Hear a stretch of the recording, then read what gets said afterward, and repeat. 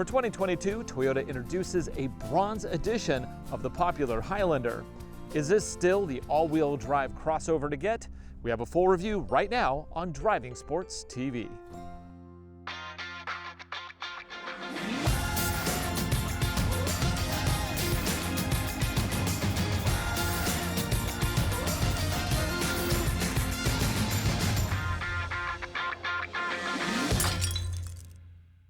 When it was all new a couple years ago, we did a complete review of the new Toyota Highlander, and I really liked it. I think that the hybrid is the one to get. However, it's starting to show its age. Does this new Bronze Edition bring anything fresh to the table? We're going to go on an adventure a little bit later, but first, let's check out all the features. Under the hood is a 2.5-liter four-cylinder engine. Now it is mated to a hybrid powertrain, and one of the big features there is the electric motor that's in the rear axle. Yeah, there's actually an electric motor up here and one in the back. The rear wheels are not physically attached to the front at all. This whole powertrain puts out a total of 243 horsepower, which should be plenty for a vehicle of this size. EPA rates this setup at 35 miles to the gallon, both in the city and on the highway. Towing capacity is rated at 3,500 pounds. Our test vehicle here only has one option, and that is a mud mat in the trunk area. Prices, you see it here, $47,013 US, including destination and delivery.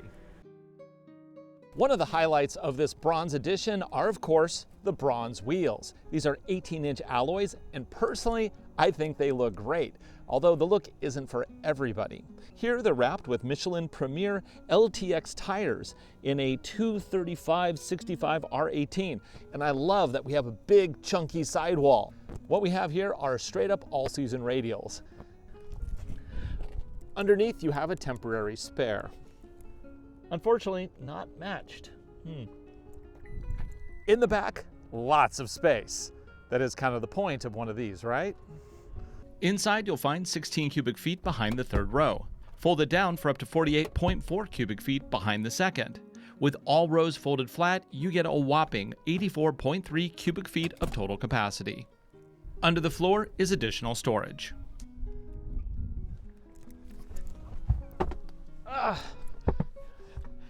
I actually do fit, but it's not exactly level, and there's a gap between the back and the seat. There's also a gap right here, so not ideal for sleeping in. This also has an AC power socket in the back.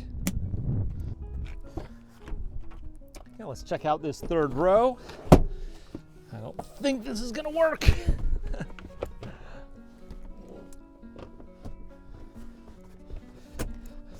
Okay, well, knee room is actually pretty good, and surprisingly, my head is not hitting the ceiling, though it is awfully close. Whenever I look up, I hit. I do get vents back here, which is nice, and two cup holders. So I'm not saying I'd want to, be back here for a very long period of time, but, short distances, yeah, this works.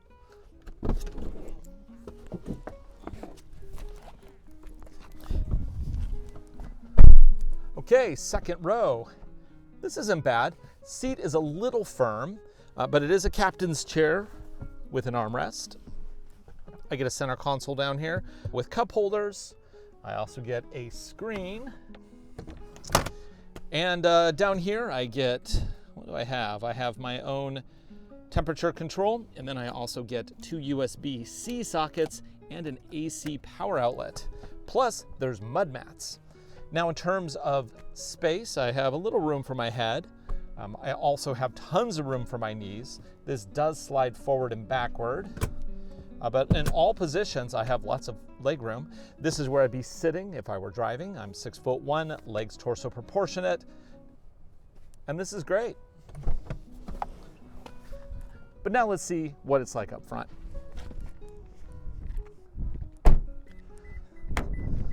Oh, those seats are kind of cool. Obviously, because this is a Bronze Edition, it has little bronze accents throughout the interior. The seats come with a funky new pattern that is exclusive to the Bronze Edition. I got power controls here. I can bring the seat up and down using power controls, and the passenger seat now has that as well for 2022. Once I get in a good position, I can set memory with 2 slots of memory for the driver's side. Let's go ahead and power it up. Right, it's quiet because it's a hybrid. The gas motor only kicks in when it feels it needs it. The Highlander is starting to show its age in some places. Specifically this head unit, it was pretty old when the Highlander was last updated. These days, it's just not good enough. Now granted, Toyota/Lexus do have a new system which is starting to appear in their vehicles. The LX600 has it, the NX, the new Tundra all have their own homegrown infotainment system which is light years beyond this one. But we don't get it here yet. We're going to have to wait for a major refresh on the Highlander before that appears. It's probably 2-3 years away. That said, this is functional. I mean, it does have mapping and navigation. It's not actually installed here, I guess. Okay, so it has a button for maps, but it doesn't actually have maps. Huh. But you do have support for AM, FM, XM satellite radio. It supports Apple CarPlay, and it does all the basics. We've covered this head unit in so many vehicles now, I'm not going to belabor the point. It has the basic features, but it is not modern. That means that the voice commands are fairly primitive. Also, there's no wireless CarPlay, although there is wired CarPlay and Android Auto. Of course, it also doubles as a backup camera. Not very good resolution. That's actually pretty poor by modern standards. So below that, we have dual zone climate control. This is actually a tri-zone vehicle because it controls the 2 front seats independently and then a 3rd zone for the 2nd row. I do like that you have all physical switch gear here, so it's really easy to use. And then I also have seat warmers and then a blank plate where there would be seat coolers if this had it, but this trim level does not have that. The gauge cluster is a combo unit that has both traditional dials on the left and the right, and then in the middle it has a multifunction display. And that multifunction display is color, and it's fine. It's nothing exciting. I can toggle through a number of different options. We have everything from eco to driving support, and that basically handles the adaptive cruise control and all of those functions. We have music, energy monitor, because this is a hybrid. That means that it is both a gas and electric vehicle. You do not have to plug it in ever. It is not a plug-in electric. And also that means that you never really run out of electric power. It monitors and measures what it needs to do to keep that battery usable. And it's not a very big battery. It's mostly just for an electric boost and for better MPGs. Even though there is an EV mode button down here, you will find that this vehicle is rarely available to run in electric only mode. And even if it does allow you, because the battery is fully charged, you're not going to be able to go over 25 miles per hour. Next to the EV mode button, there's another one, Trail, which we will try out a little bit later. Of course, this also has drive modes, Sport, Normal, and Eco. Typically on Toyotas, they don't do a heck of a lot. Basically, it just controls the way the throttle feels and the steering feels. This doesn't have adaptive shocks. It doesn't have adjustable ride height. It doesn't really even do much in terms of like changing power around the system because it kind of is what it is. But it should, you know, if you want to drive a little sportier, keep those revs a little higher, go ahead and flop it into sport. Like the big shift lever here, and you still have lots of bins for stuff. Sometimes they get rid of the shift lever on modern cars to give you more space, but this one is not lacking in space. We have bins everywhere. We have lots of room for arms. We have a wireless charging pad here for a mobile device, but of course this doesn't support wireless CarPlay or Android, so that's not really going to do much for you. And then up here we do have USB-C and USB-A sockets as well as a 12 volt. Okay. Sunroof. The rear view mirror is automatic dimmer, and then the visors have all you need. I even get a little makeup light. Hello. Great. Last thing I want to talk about is all of the advanced safety stuff. This is, of course, loaded with Toyota Safety Sense 2.5. That means that it has collision mitigation, blind spot monitoring, rear cross traffic alerts. It does come standard with adaptive cruise control with lane detection and lane centering. And it'll also do pedestrian detection. Okay, well, let's take this out for a drive. We'll see how it does on normal paved roads, and then we're gonna take it into the mountains.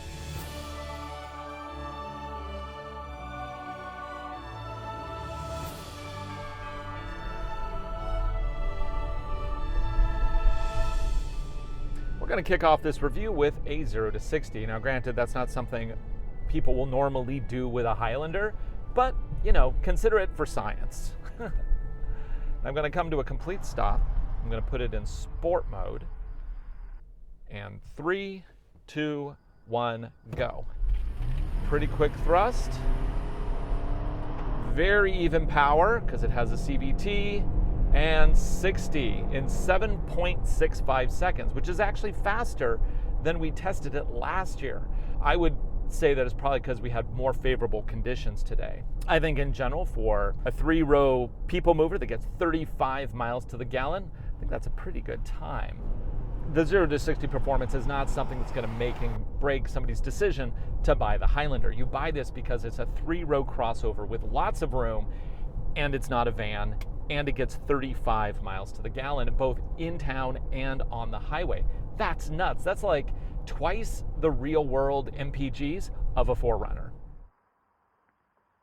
Even though this has some kind of crossover looks to it, it's not really intended for off-road. This is really more of an around town vehicle for somebody who just doesn't want the stigma of owning a van.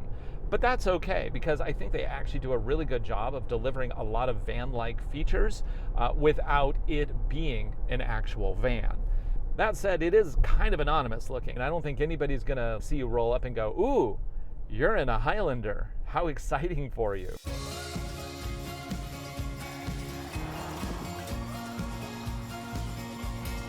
Let's try some of the modes. Now, there are 3 modes here: Sport, Normal, and Eco, and they operate kind of like you would expect. Switching it into Sport, and it makes the throttle mapping more aggressive. It also uses the maximum amount of power out of that back motor. The extreme opposite is Eco. If you really want to, smooth out your throttle, just control your throttle foot. It's not that hard.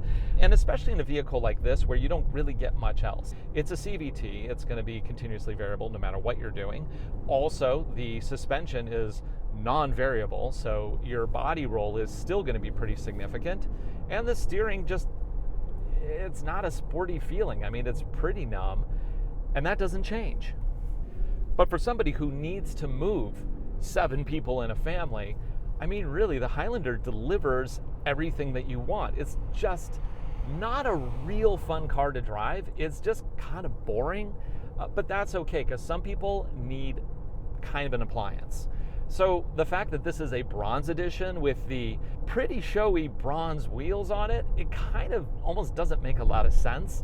It's like, hey, look at me, I'm in the most anonymous vehicle you can buy today, but check out my wheels. It's a little odd. But to be fair, I'm totally here for the bronze wheels. I actually think they look pretty good on this, says the guy who had a 4Runner with bronze wheels. Now that we've covered all of the basics, we've done the 0 to 60, we've talked about the safety, and we've talked about the different drive modes, let's get into something a little more interesting. We're going to go on an adventure in search of snow. So let's hit the highway, and away we go.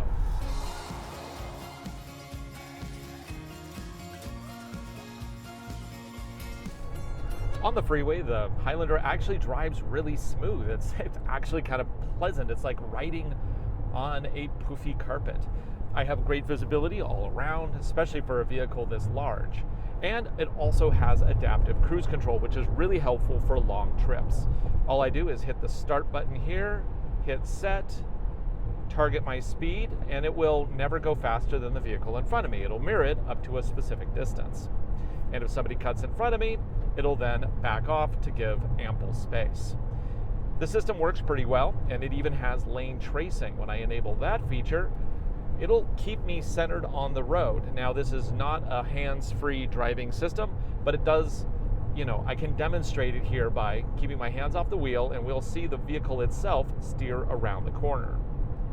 Now, obviously, that's only for limited use, and you should keep your hands on the wheel at all times. So if you're looking for something to cruise on the interstate, this is really nice. It's actually very quiet too, And part of that is thanks to the fact that these are 18-inch wheels. They didn't go all the way up to like a ridiculous 20 or 21. That extra padding in the air actually makes for a smoother ride. Plus, you also have pretty smooth suspension just by default in the Highlander as well. Now, in terms of tech, this head unit works fine. It's fine. That's basically it. The funny thing is that on the Platinum, it looks so much better. They have a widescreen display on the Platinum that really uses the space. This one just kind of looks tacked on. But other than that, everything is functional, it's comfortable, just not exciting.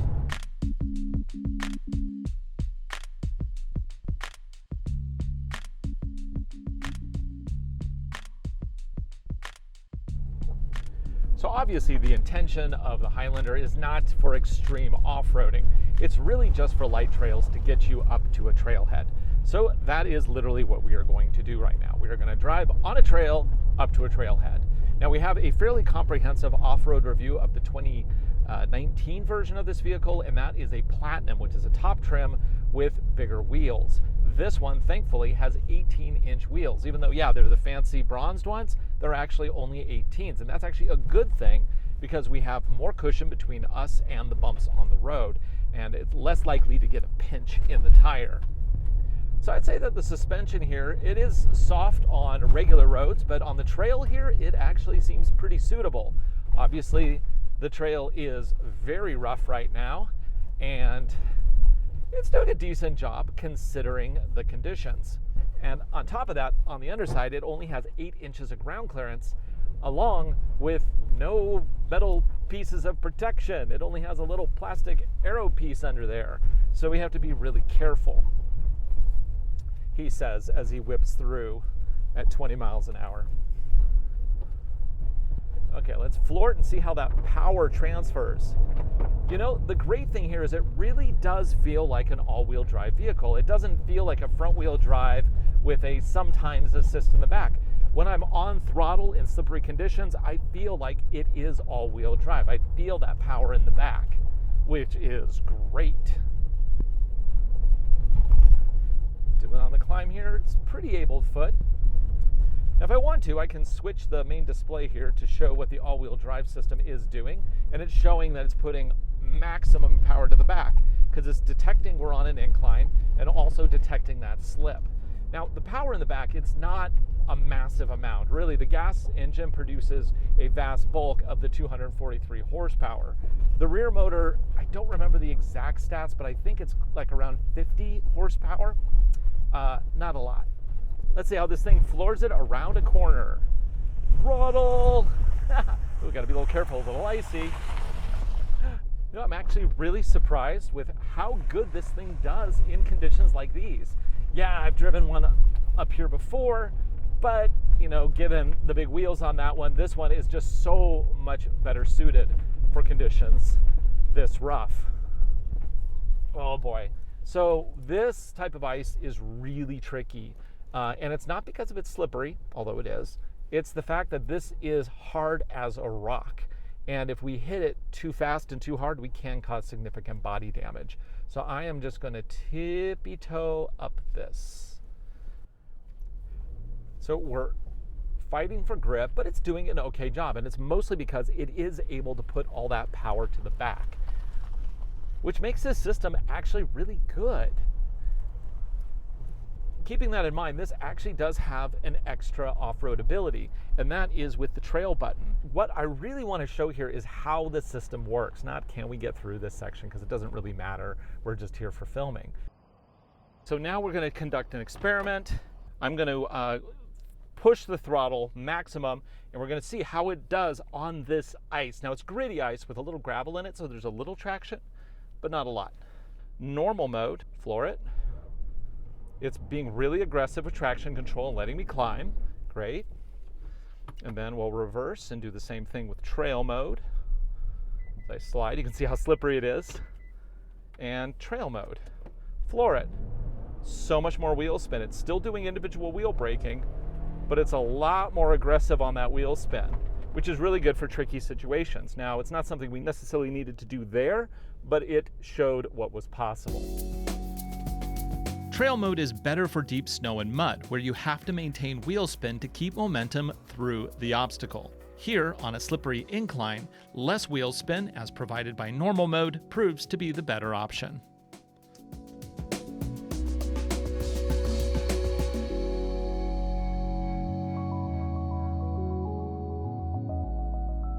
So that's the 2022 Toyota Highlander. It's actually a pretty good alternative to a van.